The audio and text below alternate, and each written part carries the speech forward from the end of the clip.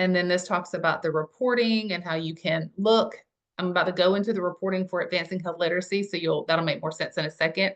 But it just talks about the fact that a lot of times when you're requesting another grant or you have to report on the grant that you're in, we provide very specific data for you to be able to share to justify or answer those grant requirements. If that makes sense.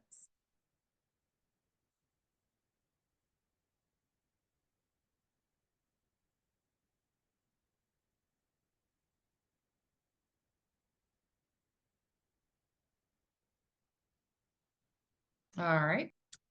We did various ads. So if you can see the movement, so any kind of movement or video catches people's eye, and this is the Hispanic version. This is another one that we did. And this is the English version of that one that you just saw. We'll jump into the reporting so you guys can see that. So every month we send a report. The very first page of the report talks about the tactics that we use. So we did the display and the geofencing and the streaming TV ads for this particular campaign to get the word out. Then the next page is going to show us every month how many ads. So an impression is just an ad. An impression means somebody paused over your ad for 3 seconds or longer. So this is how many impressions were ordered, and that means paid for. And this is how many impressions we actually served or showed. And we always like to just notate the overserved impressions. Our clients are not do not have to pay for the extra ads or the overserved impressions. We just like to report it. This is how many people clicked and went to the website from the ad. And then this is CTR is click-through rate.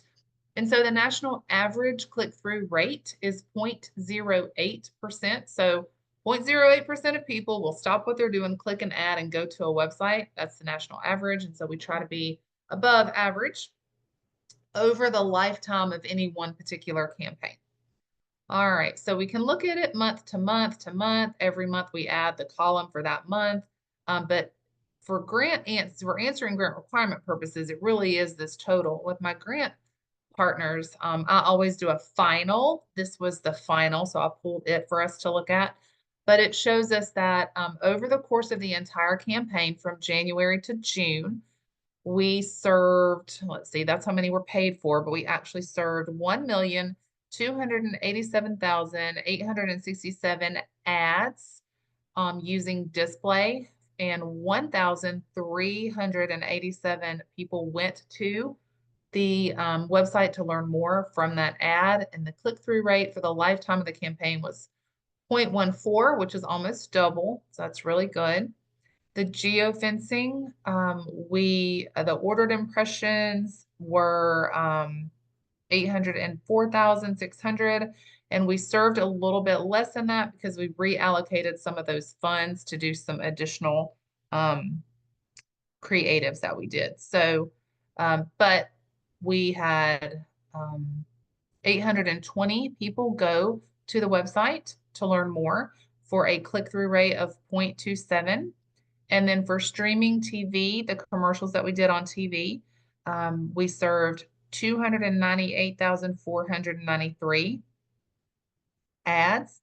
And that click-through rate, so the difference in the geofencing and the display ads versus the streaming TV is people don't click off their TV to go to an ad. So that national average click-through rate for streaming TV is 0.02.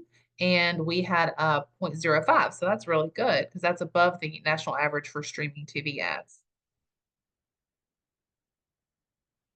This talks about, this is a campaign overview. So this is saying who we targeted, what areas we targeted for the programmatic display and the geofencing and the streaming TV.